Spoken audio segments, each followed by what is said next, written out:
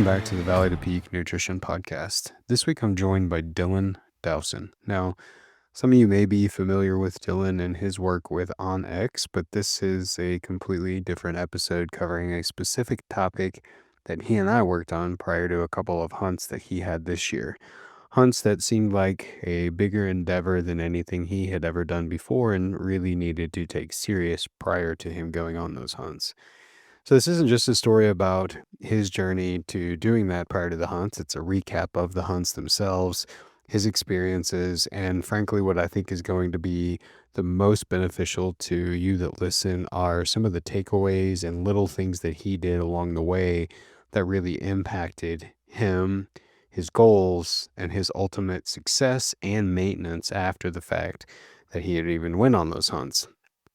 So you'll hear us cover quite a few of those things, and like I said, the hunt recap itself, which is worth listening to. So here's Dylan and I covering his story, lessons he learned, and a couple of epic hunts that he has for the season. I think it's always good to, like most of these, to give people kind of a snapshot of who you are and what it is that you do outside of all the things that we'll talk about today. But if you want to lead off with that, we'll kind of dive into what your year looks like and how we got linked up. Cool. Yeah, so my name is Dylan Dowson. I grew up passionately learning how to hunt and fish, but mostly hunt in eastern Montana. And then I got connected with OnX almost 11 years ago, coming up on 11 years with OnX. And at the time, we sold little microchips that plugged into a handheld GPS device, and today everybody's got the phone app in their pocket. But yeah, I grew up small little town, eastern Montana.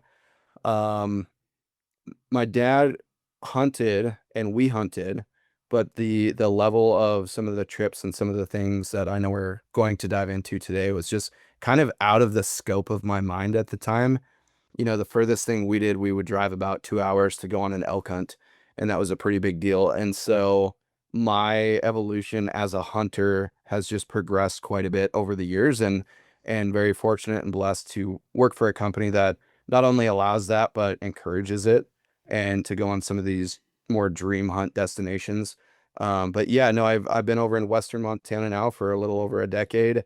Have two young kids, 5 and 3 years old. Just had a couple birthdays, and yeah, it's been pretty cool watching them get involved in hunting as well. And the only downside is when I go on hunting trips, it's a lot harder to leave because they're incredibly bummed that they don't get to tag along. Yeah.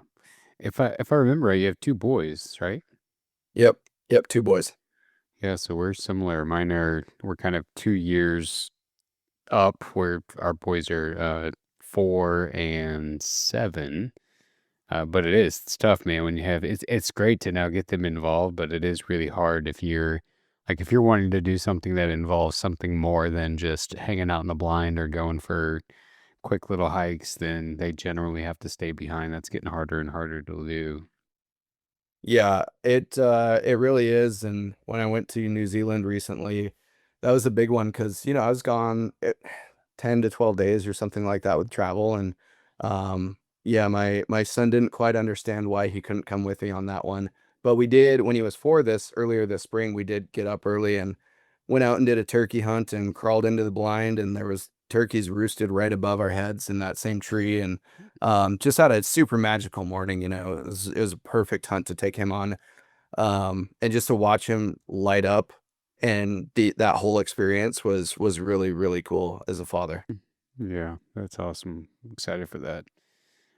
So you and I got connected probably about, what was it? It was over the winter, maybe November or so. So call it 6, 7, 8, 9 months ago. We have a mutual friend, Ryan, who works at Mountain Tough, and Ryan kind of reached out to me and said, "Hey, I've got a buddy that's going on a couple of hunts. Would you mind if I connected you guys?" I said, "No, of course not." And you and I connected, but if you could just kind of talk about what it is that you were trying to do over the course of the next, from that point when we had connected, the next 6 to 9 months, and then you've got even bigger plans still yet to come. Yeah, so again, kind of back to the roots, right? I grew up in eastern Montana, was no stranger to putting in some big hikes for mule deer and elk, and um As I've evolved, I have more of an aspiration of going on these more mountain-esque hunts and these more adventure hunts. And I remember a conversation, this was with Jay from the Mountain Project and the Mountain Project guys probably 4 to 5 years ago. And we were just talking about Dall sheep hunts actually at the time. And, as we all know, the price of a Dall sheep hunt and just some of these hunts is going up and up and up. And we're having a conversation. And I was like, man, that is like the pinnacle for me is I want to get on a dull sheep hunt. I want to go experience those mountains. And we weren't necessarily talking about the hunt in the lens of like, I want to shoot a dull sheep. I have always been a lot more drawn toward that type of hunt and style of hunting than I am the animal itself. Don't get me wrong, like I'd still dream of sitting behind a sheep someday. But I was really telling him like why I wanted to do it was to like push myself and be out of my element and experience those mountains in a way that I otherwise wouldn't. And anyways, in passing, he kind of was like, "Man, I've been to the Brooks Range, I've hunted all sheep, and I've also been to New Zealand on a tahr and chamois hunt." And he's like, "It's really not much different as far as the hunt and the terrain." Um, I mean, he did say like a Dall sheep hunt is a lot more challenging in the sense you can go days and days without even seeing a ram or a legal ram. But he's like, as far as the terrain and the country goes, they're very similar. Like you should look at coming to New Zealand. So ever since then, I was like, okay, this is obtainable actually financially for me to do right now. I want to start planning and preparing for that. And so that was kind of the first big one when we talked. And to bring it back to me growing up in Eastern Montana and even now living in Western Montana, I look outside my window and there are mountains. It's a mountainous area in Western Montana. I've been in some really nasty drainages, but for the most part, I can kind of suffer my way. What I've learned about myself is I can suffer my way through a Western Montana and Idaho hunt, a mountainous hunt with elk, archery elk hunt or whatnot. Like I cannot be in the best shape of my life and suffer my way through it and still have an enjoyable time. Not saying that's the right way to go about it at all, but that was just kind of my mentality is like, yeah, I'm gonna hike before season and I'm gonna try to lose a couple pounds and be in shape to be more prepared for season, but I will be okay. I looked at the New Zealand hunt and this British Columbia mountain goat hunt I have coming up, and just glancing from afar at those, I was like, I need to make an actual life change.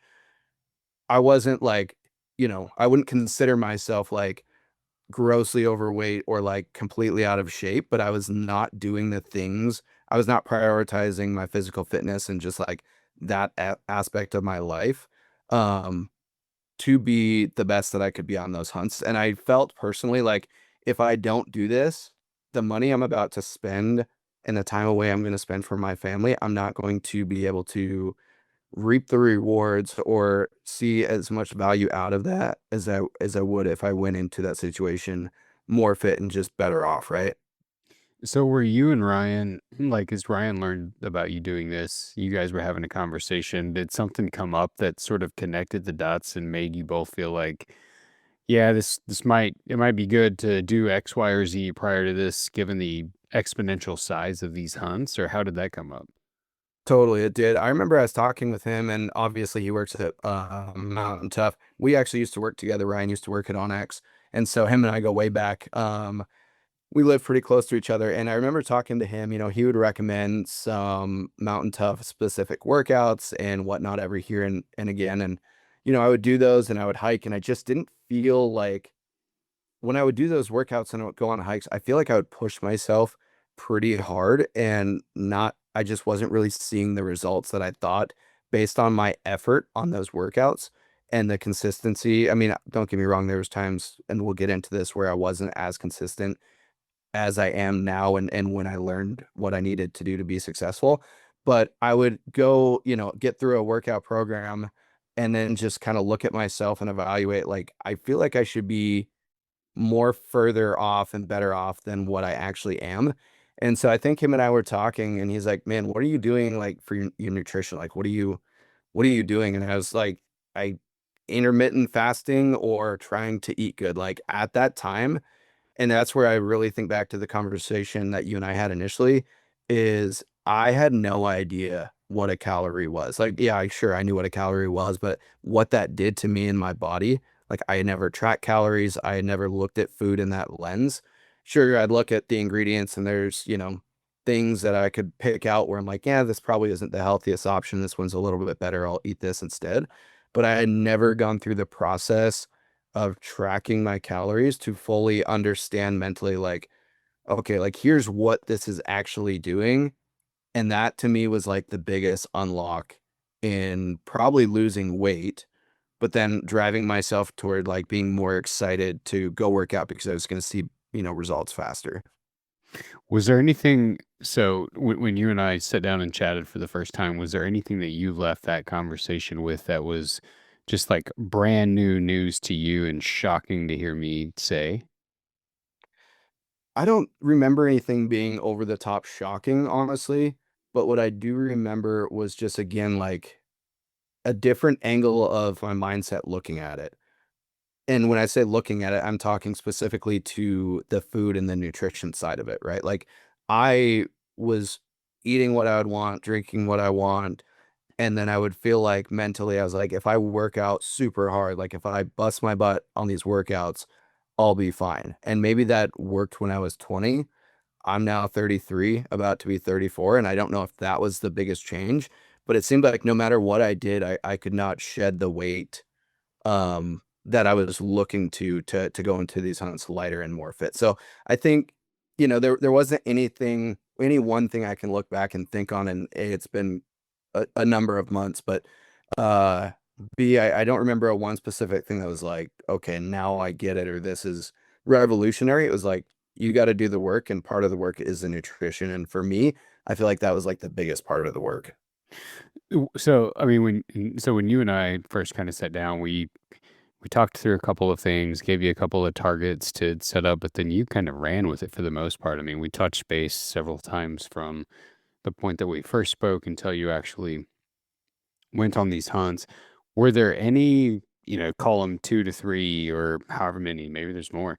Were there any sort of nuggets or rules that you set in place that were just going to be absolutes for you on a given day? Call them non-negotiables for a day that even if you couldn't execute things to the highest degree, you were at least gonna do X, Y, or Z. Yeah, that's a great question. The non-negotiables for me right out of the gate was once I learned, so I used MyFitnessPal. It was like the first one that came up when I, searched for a tracker. And once I realized that it was actually easy to track these things and have the conversation and the knowledge of like, I think at the time, based on our conversation, and you did a very good job explaining like, hey, this is different for everybody and check in with me if you're feeling like this or whatever, and we can adjust it. But I think at the time, loosely, we aligned somewhere around like 1,800 calories as a target goal daily or something with what my goals were and weight loss goals and working backward from the hunt date. And then, so I started to track, and I mean, the first week was just I remember it just being crazy to understand the food intake that I had and some of the choices. And it's not like I was eating all just horrible food at the time, but there was some that really stood out that like, wow, this is not very much food. And that is 500 calories or 600 calories. And I know I'm going to be full after that. I expect to be full after that. Or I could change it up and eat this amount of food and have the same or less calories and then know later off. It's just that the first week was like a huge aha eye-opening week for me. And then once I got in the swing of things, I kind of leveled out at about 1,500 a day as far as calories go, and my body was good with that. I wasn't hungry. I had times where I'd go to bed like with slight hunger pains, but it was never like I'm craving more food. I need more. I need this. And so for me, the non-negotiables right away were hitting that range, right? And I believe at the time I was 1,500 to 1,600 calories, and that was a non-negotiable for me. If I couldn't work out that day, like that's okay. Life happens. I have two young kids. They do sports now. They're in soccer. Like I travel a lot for work. But the non-negotiables, again, to get back to your point, was like I can control this, and it's not that hard for me to hit these numbers on tracking those calories. And so I did that for a while. And then I remember we had a conversation where we were like, cool, this is great. We're seeing progress. Like, what about macros? And then I was like, I don't know. What are macros, right? And so I remember having that conversation and then fine tuning things a little bit more with the macros, trying to hit more protein, et cetera, et cetera. But again, for me and my brain, and it was easy enough to process like, sure, if I can lose weight at a healthy, consistent pace and my body is not like telling me I need to eat more, I can do under 1,600 calories a day. Like I got it. So once I mentally understood that, it was like, all right, I'll do that and I'll see what it does. I mean, I would imagine people even hearing that, like a grown man who's doing some training at 15 or 1600, thinking that's just way too low. But there's so many variables there's so many variables that come into play when trying to make that decision that it's really hard just to use a number that you hear, compare that to numbers that you've heard in culture or whatever, and make changes. Like the reality is that there's the progress that you want is either there or it's not, and how you feel is either right or not. And if you're getting both, if you're getting progress and you feel great and that progress isn't really aggressive, that's the number. Like it is what it is. Yeah. There's no theory or hypothetical behind it. It very much is what it is. And that's one of the great things about it is, if you are willing to be um I don't want to say adherent, but if you are willing to be aware enough to track that and to be at a specific number and you feel good doing it, it's a great place to start. Yeah, and I do want to caveat with that. Again, I'm still learning a ton. I'm constantly learning, but I do want to caveat at that time I was not working out heavy. I was not lifting heavy in the gym. I was prioritizing walking and for whatever reason in my mind I wanted to shed the weight first and then I wanted to start the gym process, the hiking more extensively. Like for whatever reason I approached it with, if I lose the weight first, then I will prioritize the gym over losing weight, right? At the end of the day, for me, like losing weight was not the goal. Hitting a number on the scale was not the goal. Like the goal for me and what motivated me and still motivates me is looking up at a 3,500 vertical, mountain with a super steep grade, and I've got a 40-pound pack, and I'm like, yeah, no problem, I got this. Like I can hike that. Or, seeing an elk 2 ridges over and having 45 minutes of daylight and not talking myself into, yeah, I probably won't be able to get there in time, right? It's like that is my motivation. So I keep saying lose weight. It was never about a number on the scale, but more just like I want to be able to do that day in and day out and not feel drained and not feel like I let myself down to where like I have more to give mentally to this hunt, but I can't physically do it. Right. So, but again, I wanted to shed some weight and then prioritize the gym and the more intense workouts.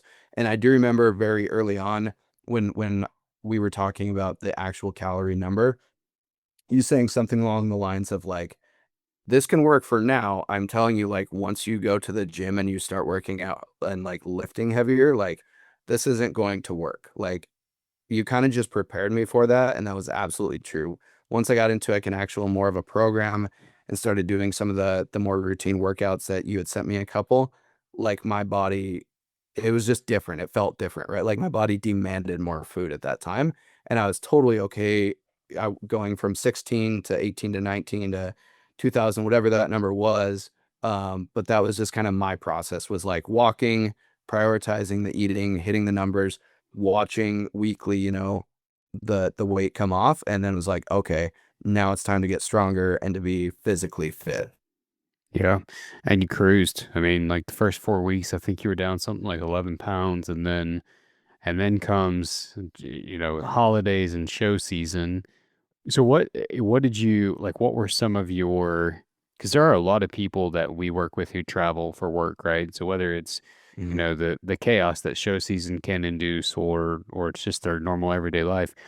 What were some of your go to strategies during either the holidays or show season while you were traveling to still try to at least create some awareness around this? Because it is a lot harder. Yeah, it was, and I will say that's probably my nemesis as far as if I am really strict, which I was strict, I would say from January until, you know, I'm still doing pretty well, but I was really strict. I feel like from like January until I left the second week of May or so, before New Zealand. And the couple caveats there is Western Hunt Expo is a big one, right? Like I went to Sheep Show, went to Western Hunt Expo.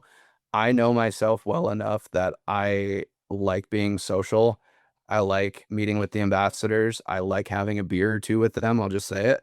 And so I knew going into that, like, I'm not going to probably be as strict as what I am at home. And I remember talking to you about this, and it was almost like that, or I think it was after the fact that you and I caught up about it. And I think the question that you had asked me was, okay, I got it. Like you weren't as strict, but you were probably like, were you still better than you would have been otherwise? And the answer was like, absolutely. Like way better at, eating and watching what I was eating. And I might have still had a couple drinks at night with somebody and caught up with them, but I wasn't, overdoing it or just eating whatever I wanted to. Like I was off track, but I was like slightly off track instead of like completely derailed, right? And so I do feel like because of that and not completely derailing, it was pretty easy for me to fly back home, get back in a routine almost immediately. I My mentality is usually like if I'm gonna do something, I have to do it. I can't like kind of do it. Otherwise, I have so many reasons to like, I don't want to say give up, but just I'm a lot better if I'm mentally focused where it's like, nope, I'm going to hit this calorie number or that's just not a priority, right?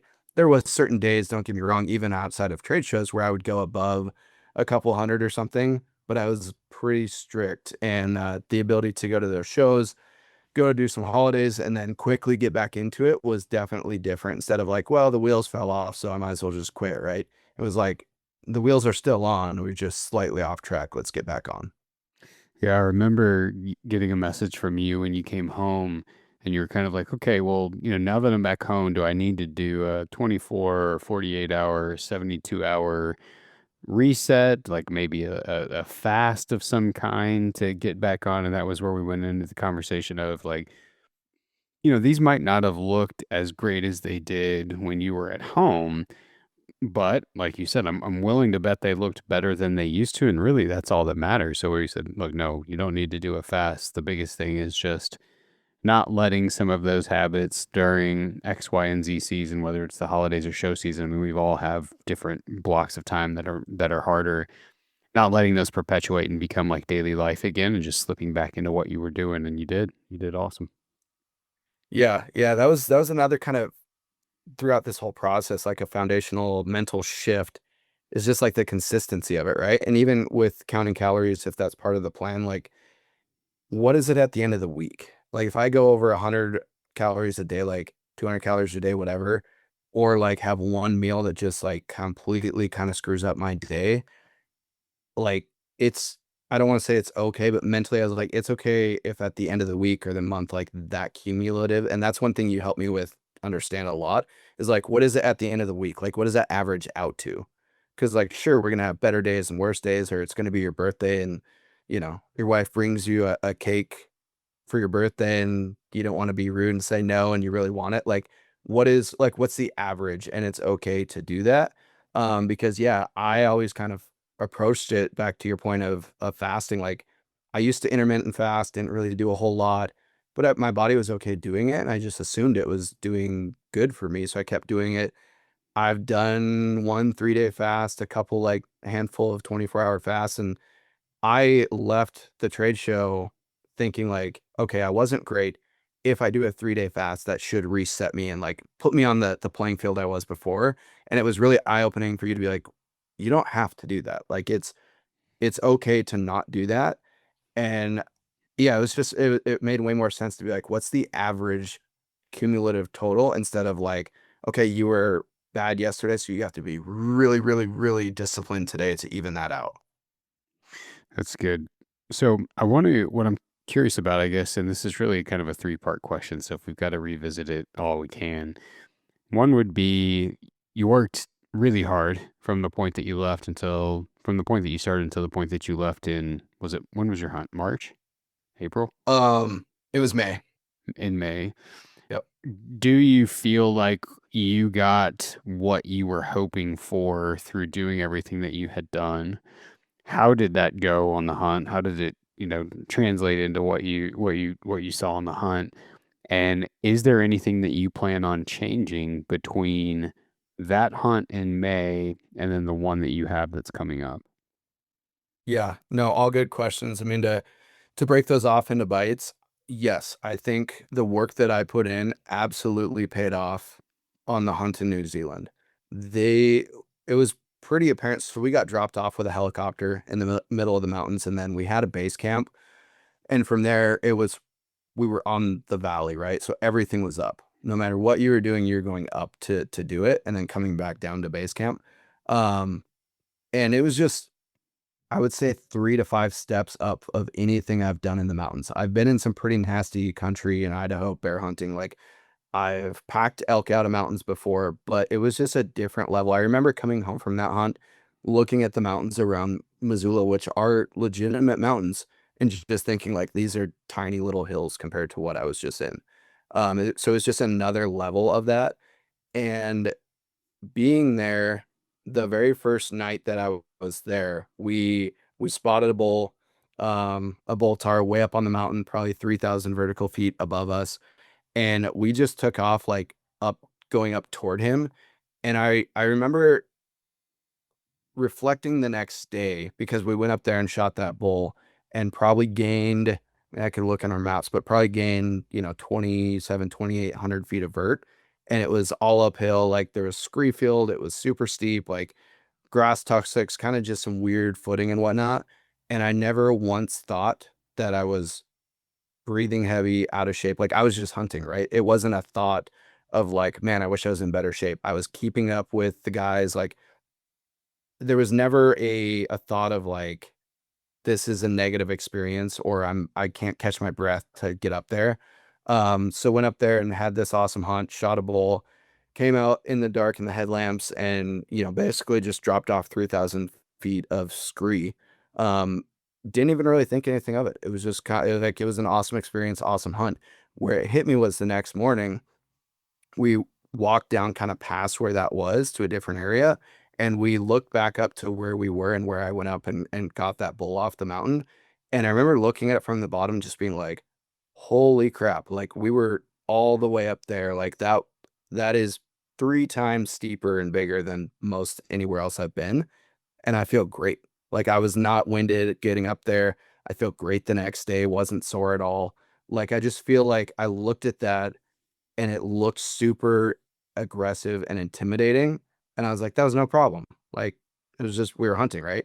And so that was kind of the first aha moment of reflection of, like, the work that I did is helping, and, I wasn't sore that day and was really pretty much fine the entire hunt. It's awesome. So, having had done so well, is there anything you would change getting ready to go into the next one? I would love your input, on that, because I don't think so. Now, one thing I will say is, since coming home from that hunt, life changes a little bit. We've been super gone. We've been traveling a ton as a family, been camping a ton. It seems like just constant travel. Last night I got home from a work trip. It was a quick 3-day trip over to Minnesota. Like, I feel like I have had a harder time coming home from that hunt and getting back in my daily routine of like, here's what works and here's what I'm going to do, than much harder time than after the trade show, where it's like, here's the thing I'm gonna go do, and then I'm gonna come back home and get back in the swing of things. So for me, my biggest thing right now is visually just like getting back on that track that I was on in the middle of February, and like leaning in harder where I can. But that to me is like, the goal is to do the same thing and to get back on that track and get back on that consistency. Um, and I am also finding, like, summer for me is a harder time to do that, because like, that's the family time. Like, we are camping constantly, almost every weekend we're out camping.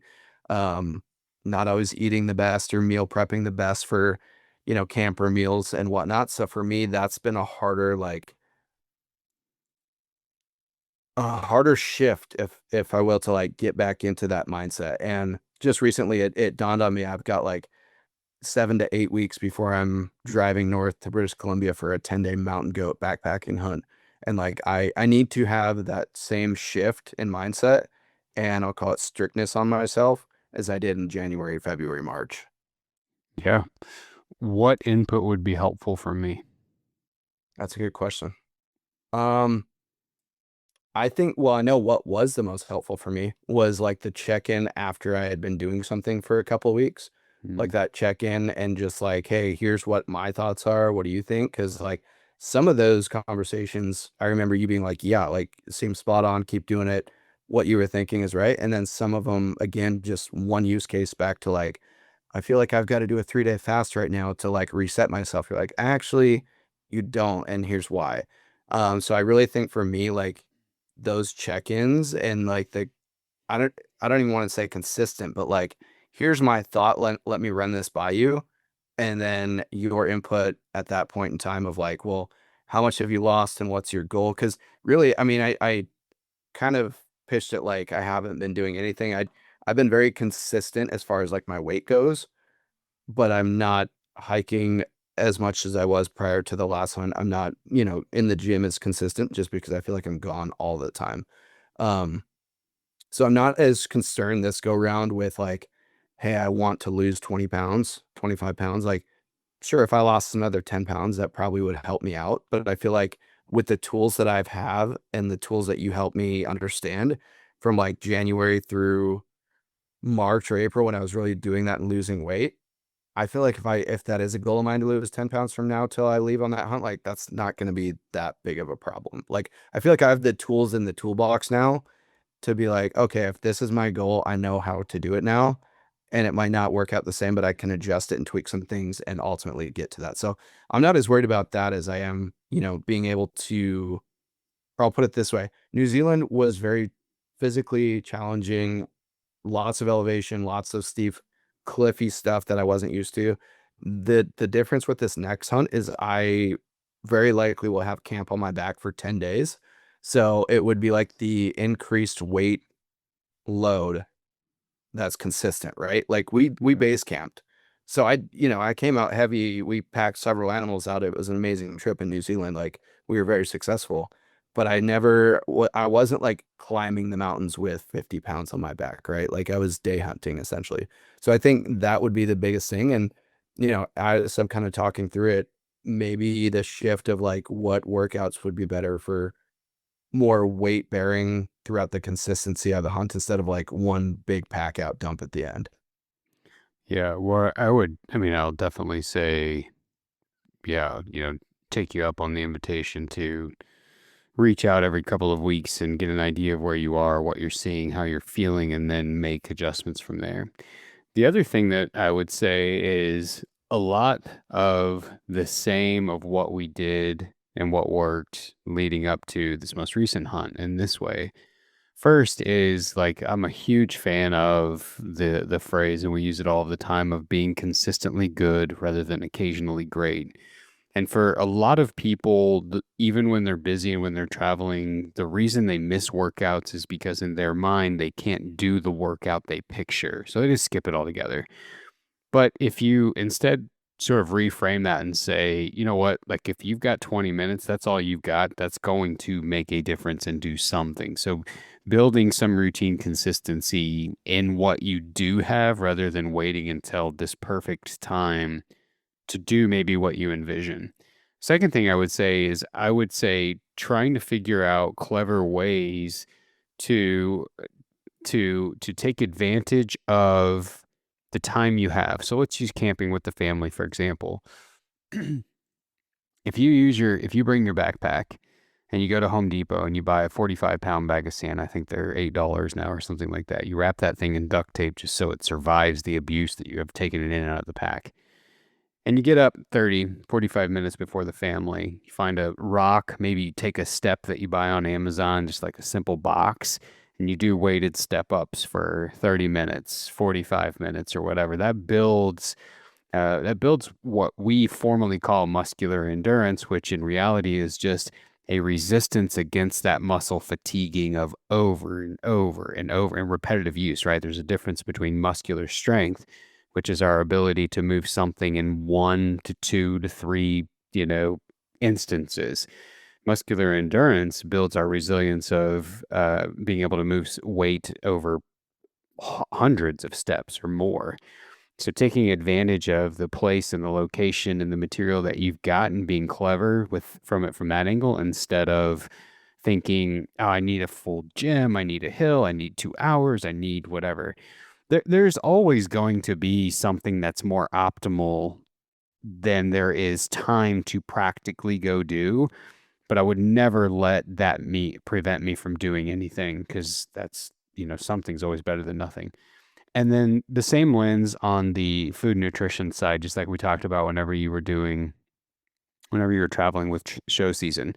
Doesn't have to be perfect, but maybe it can look better than it does now. I'll give you an example because when we take our boys, it certainly is the same, right? Hot dogs, chips, burgers, s'mores, muffins in the morning. Like our goal is one thing with them, and that is to make it as fun as possible so they keep doing it and wanting to go.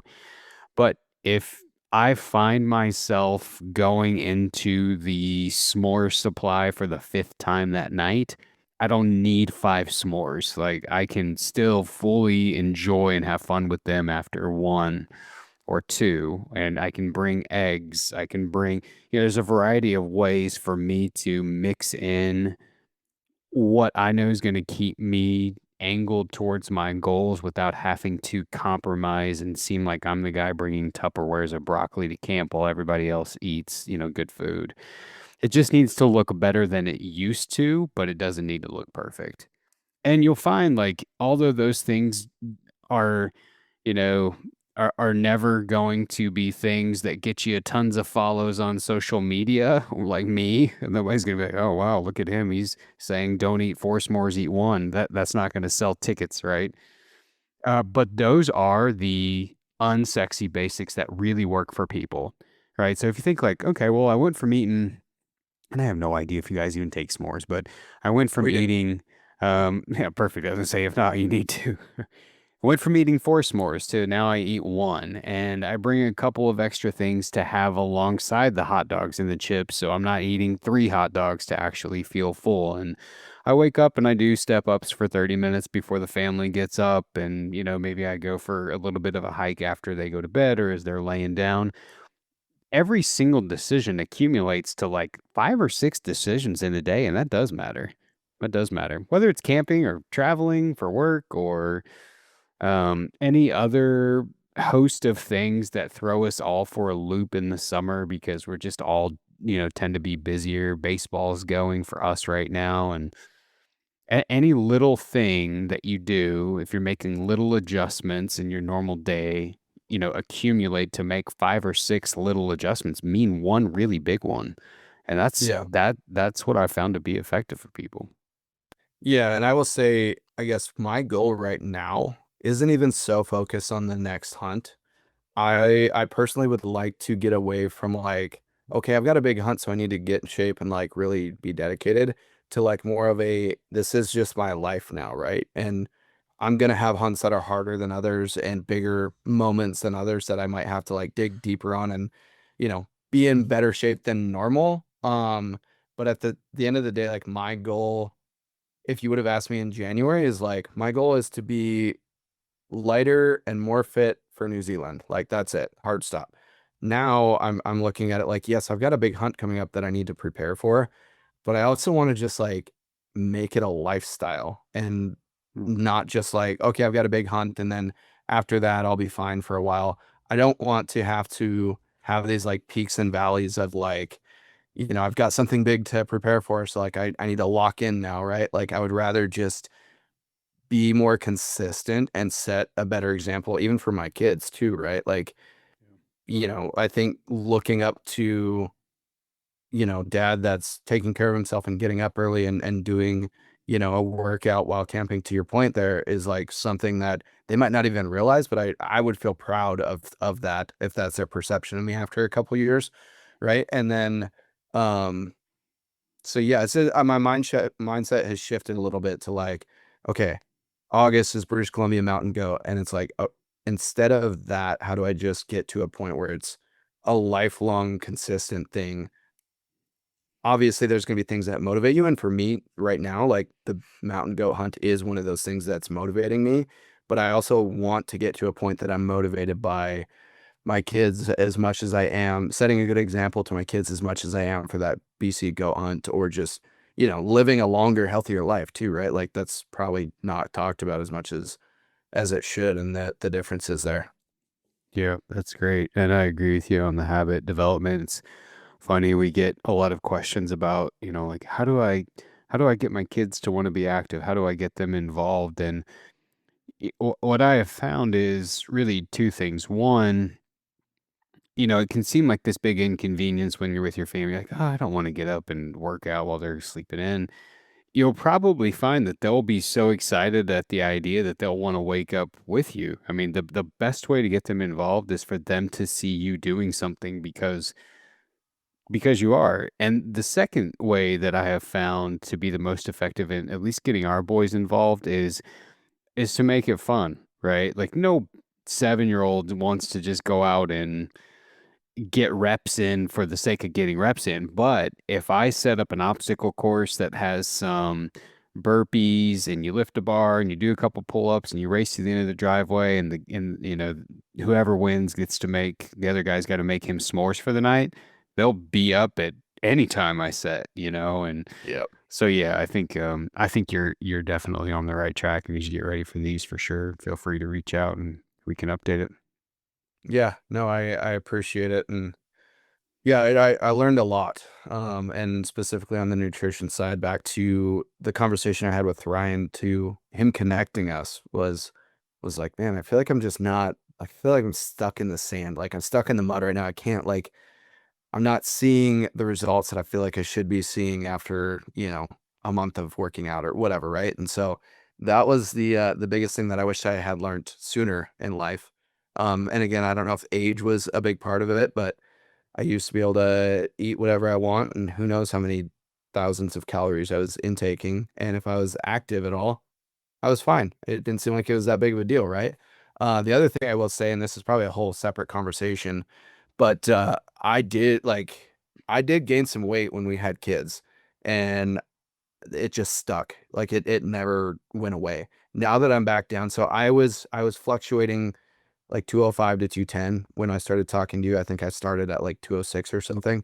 And now I'm 185, 188, and I feel good. And I feel like even if I'm not eating great or counting my calories right now, I'm at a consistent level there. But for whatever reason, like when we had kids, I did gain 25, 30 pounds, whatever it was.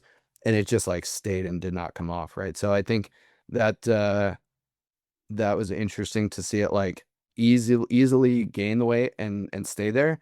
Now that I've lost it, I feel like I'm able to maintain where I'm at fairly easily, right? Like I'm not I'm not eating 1,500 calories right now a day at all. I'm well over 2,000.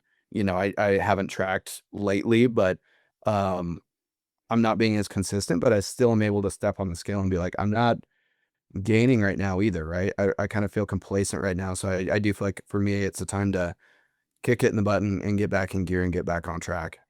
Yeah, and but I mean that to me is the sign that says you absorbed all the information in a good way.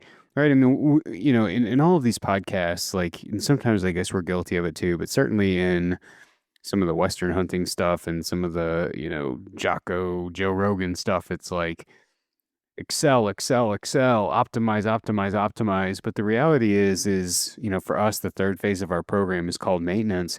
At some point you want this to be easy, right? I mean, at some point you want to just be able to eat dinner with your kids, go to a baseball game, and you're not stuck in your app counting calories, wondering if what's your net intake been over the week? How are you going to adjust that on the weekend? Because now you're traveling.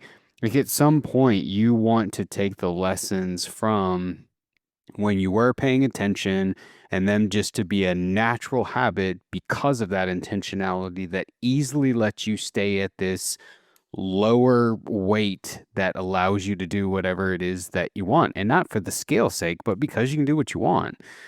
So yeah, and yeah, then there's times that maybe you want to turn it back on, and then there's times where you want to go into maintenance. But the fact that you are able to be, virtually 600 calories, not giving a lot of thought to it, not married to the app, and still basically be easily within 10%, 5%, even less than that, right? You're 2 pounds or right on the lowest you got to without much effort tells me he still is putting these things into play. And I think that is the goal for me in working with someone. So that's awesome.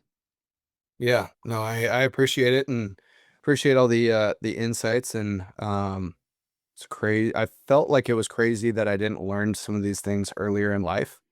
But I'm glad I learned them when I did, right? Like Yeah.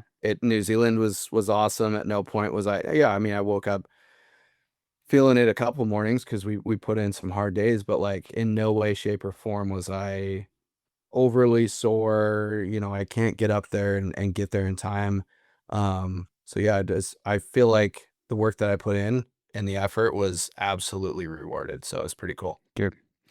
Well, thanks for spending time with us, man, sharing your story, and we'll have to get you back on and hear how British Columbia goes, but definitely on the right path and setting an example for your family and probably your friends too. And Yeah, no, I thank you for everything that you've helped me with along the way. And I think the last thing I would share, or, if I could go back and talk to myself before I started this, is like, it's not that hard, right? Like, it's you need to put in the work and you need to be consistent. And I'm not going to pretend like, oh, it's easy. Anybody can do it. Just go do it. But like, if you want to do it bad enough, like, it's really not as difficult or a life change as much of a life change as I thought it was going to just be more consistent and to do it. So like I would say I don't want to oversimplify it and dumb it down, but like it was not that hard.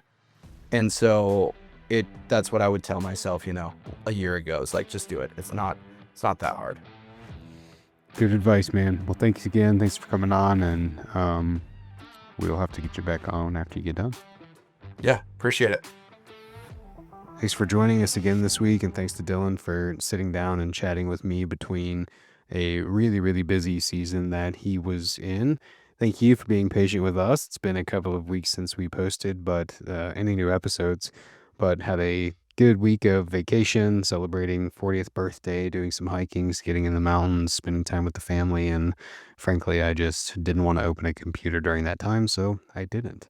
So thank you for being patient. Hope you enjoyed the episode. We've got several other really great ones coming out through the rest of this year. We did a master class back in early spring covering backpack nutrition that we recorded and filmed. I'm going to make that into a podcast because there were so many different really great topics in there. You guys have written in a number of Q&As that we're going to cover. We've got some other people who have been really successful in the Valley to Peak program. We're going to have them on, get some takeaways from them. I love covering their success in those, but again, everyone approaches these things with a very, very unique take. And I think the more that you can hear different ways that people tackle this, the more ideas that it gives you. And my hope, and I think a lot of their hope, is that it gives you some sort of an idea that would let you get started. Again, we always triangulate things, meaning any goal that someone has is generally sitting on a triangle, one of three different areas, either weight and fat loss slash composition, performance and nutrition, or general overall health and maintenance. And so we've just got a variety of people that have been through all three of those, and we're giving you nuggets that will help you no matter where you sit. And so we've got that, a bunch of other things still coming your way. Thank you for listening.